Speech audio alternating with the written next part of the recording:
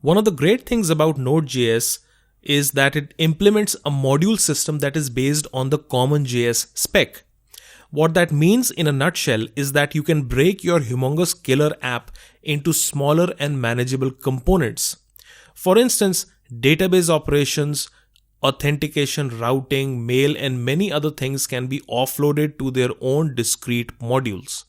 That way, the entire app is built up module by module and can be easily maintained, upgraded, and evolved. In the previous screencasts, we have already seen how modules are actually used. We neither downloaded them nor wrote them ourselves. We just used the require statement to bring them in.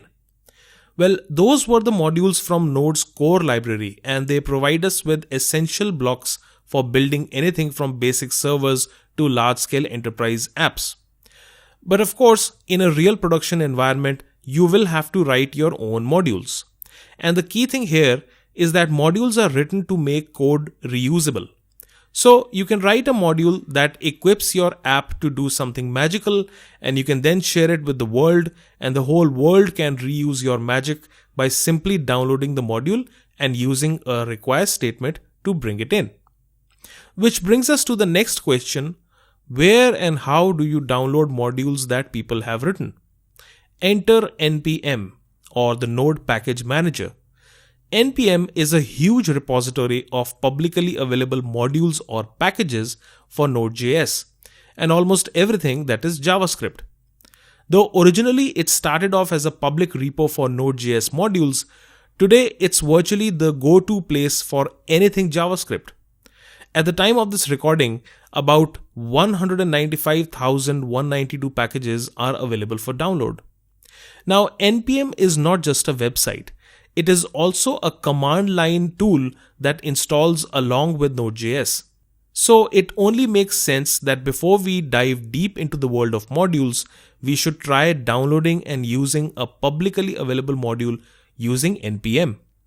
So let's write an app that can be executed from the command line, and it should generate a QR code image.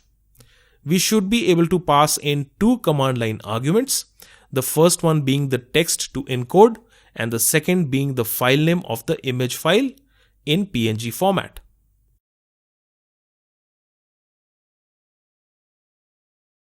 So first, let's create a new folder called QRGen, and I'll change to this directory. When you build an app with Node.js, you should first create a file called package.json. This file contains valuable data about your project, such as a list of downloaded modules that you're using. So why not I show you how to create this file instead of just talking about it? Now you can create this file manually, but NPM, the command line interface, gives you a nifty tool to walk you through the process. So while you're in the app folder and before you do anything else, type npm init and press enter. The first thing that this utility will ask you about is the name of your package. Remember, with package.json, you're essentially writing an npm package. So just like all those developers out there, you too can publish your own packages on npm. The name here should be in all lowercase, and it's going to be automatically picked up from the folder name if you don't want to specify one yourself. The next thing that npm asks about is the version. We'll get back to this in a few minutes. For now, just leave this at 1.0.0 and press enter. I'll type in a small description and press enter again. Now, if your app is going to be a reusable package or module that people would want to download and use in their projects, then you would need to define your main script that will be executed to get your app working. The default and the preferred file name for it would be the index.js file. So again, we leave it to defaults. Let's also leave other options to defaults. Lastly, press enter to actually create the package.json file. Let's open this file in Sublime and see how it looks. You can see that it's a regular JSON file with key value pairs for all the options that the npm init utility asked us a while ago. But this is the point from where your package.json starts to build up slowly and gradually as you write your app. Let's go to the npm website now. So go to npmjs.com. This is the humongous npm registry. And remember when I said that there were 195,192 packages just a few slides ago? Well, between then and now, it's grown to 195,250 packages. And by the time you watch this video, this number would have gone up tremendously. The fact that more packages were being pushed onto npm than the feature upgrades to Node.js itself was one of the reasons why the IOJS group came into being. Of course, all that is pretty much behind us now. Alright, our app would be built using a module called QR-image. Let's search for that module by typing in QR-image in the search box and hitting enter. npm shows us that there are 8 results or packages in its registry that have the term QR and image in their names or their search tags. The one that we need features as the first search result. This module lets us easily create QR code images in PNG, SVG, PDF and other vector formats easily. So let's bring this module in. Now, unlike built-in modules, these modules on npm have to be downloaded down on disk. For that, I'll go back on the terminal and let's clear out the screen. And I'll type npm install QR-image followed by --save. This command does a few things. First up, it searches for the latest version of the QR-image package in the npm registry. And if the package is available at all, it will begin downloading that to our machine. Secondly, it creates a new object in our package.json called dependencies, and this is where all our dependencies and their version numbers are listed. A dependency is essentially a module that you are downloading from npm. You can see here our module's name, QR-image and the version number, a caret followed by 3.1.0. Let's pause here for a moment and understand how the versions work in npm. Packages in the npm registry follow semantic versioning. So for instance, you see here the version of QR-image that npm downloaded for us as 3.1.0. In the semantic versioning system, we can break down a version number like this into 3 parts. The major refers to the overall version of the package or the module, and if this increments, then you get a major release. So a major release would be if QR-image goes from 3.x.x to 4.x.x, for instance. This also means there would be breaking changes, which means code written using an earlier major release may no longer work with a future major release.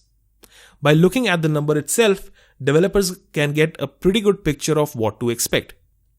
The next number is known as the minor number. This increments to add new features to a package, but is not meant to signal breaking changes. In other words, if tomorrow QR-image goes from 3.1.0 to 3.2.0, the app that we are writing today should continue to work in the same way. Or at least that should be our official expectation. Finally, the last number in the version is known as a patch. This increments to fix bugs and other minor upgrades that will neither add new features nor break the app. So, for instance, going from 3.1.0 to 3.1.2 would be classified as a patch release. Another thing is that if you're going to write a package, then before you release it for production level usage, its version should be at least set to 1.0.0. Having said that, there are tons of modules on npm that have version numbers less than 1. We can classify them as unstable or experimental releases, and they are ideally not suitable for heavy production usage, though there are many modules which have seen the light of day even while staying in version 0.x.x. As per NPM, 1.0.0 is considered as a stable release, and all subsequent releases are supposed to be stable. The last thing that npm install does is create a directory within our app folder called node_modules, which is where all our downloaded packages are stored. When deploying your app to the server, which you're going to see later in the course, you'll remove this directory because the package.json will be used to re-download and recreate this directory and its contents directly on the server. This folder can get pretty big, and you don't want to be uploading all these things all the way. Secondly, many modules are compiled down to C++ native modules with file extensions as .node. This is done as per the operating system. So if you're developing on Windows and your deployment environment is Linux, these modules would be automatically compiled correctly when you deploy and recreate your dependencies on the server directly. So for now, try this. Delete your node_modules folder and then type npm install and press enter.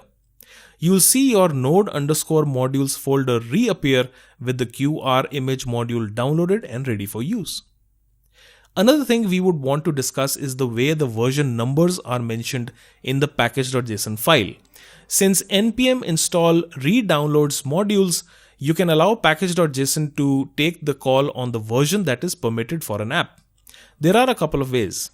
Here you see a caret symbol prefixed to the version number 3.1.0. This means that you allow npm to install the most recent minor update automatically.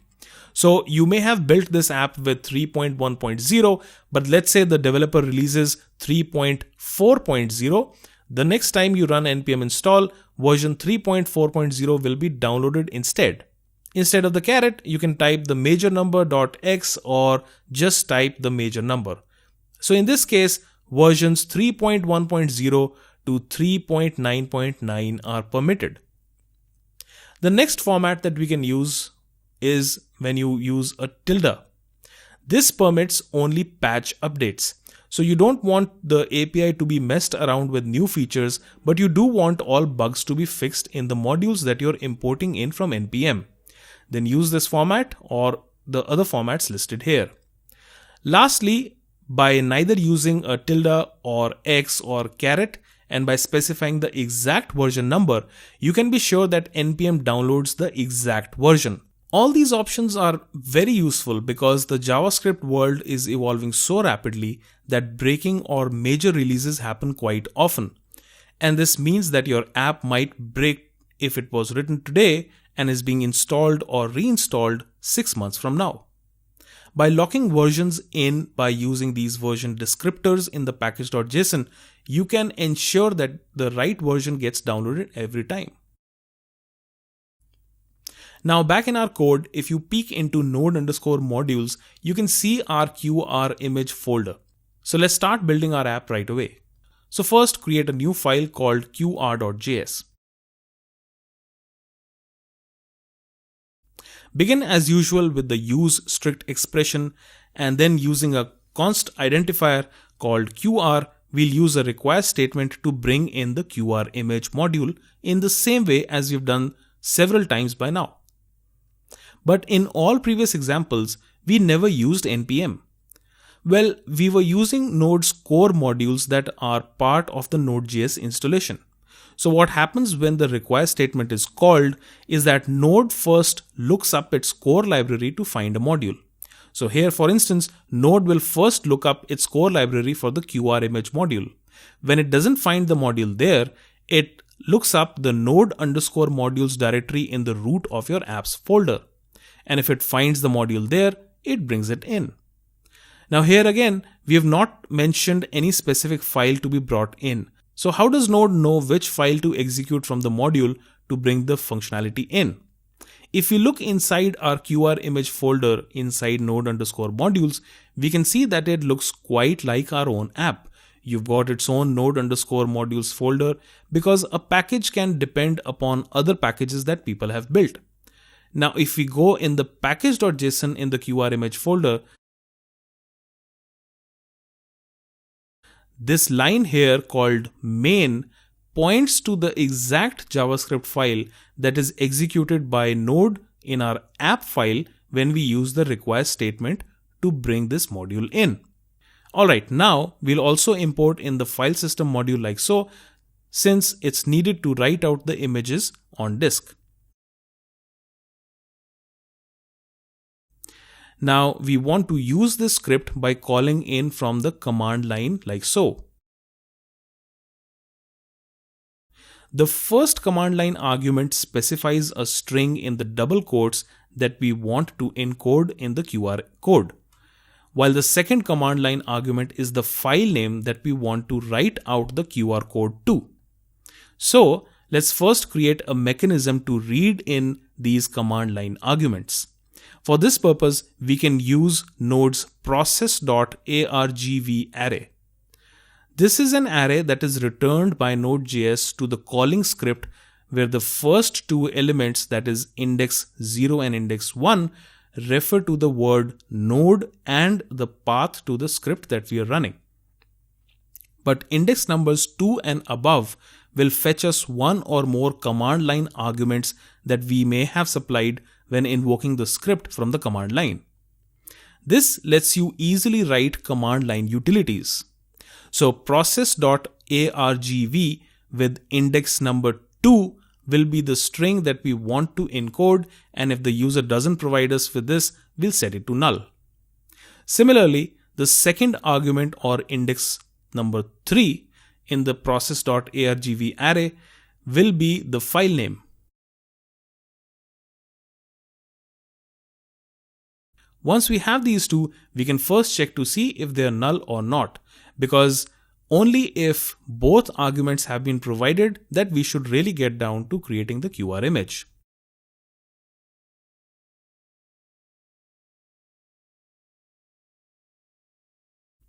So begin by invoking the image method from the QR image module by invoking qr.image, and in the arguments we'll point to the data to encode variable first, since this contains the data that we want to encode, while the second argument here will refer to configuration variables for this particular method. For this example, we'll need the file type to be PNG specifically, with the size of each module in the QR image specified in pixels here as 20. You can play around with these values to taste. Another thing is that this module uses streams. So as it generates out a stream of image data, we can simply use our pipe method like how we used it in the web server example to pipe the data out to fs.createWriteStream, which takes in the out image variable to which it will write out the stream to. And that's it. We'll console log out a success message, and by the way, if either of the arguments are not supplied when invoking this script, we will throw out an error message to the user as well. So on the terminal, I'll type node qr followed by a string representing the URL to the npm website, along with the file name in PNG format. Press enter and it says QR image generated. And surely, here's our QR code image. Go ahead, try scanning this from your mobile phone. And finally, if we don't specify our command line arguments, our little script tells us about it just like we wanted. So in this screencast, we learned about npm, and we also downloaded and used an existing module. In the next screencast, we'll build our own module from scratch.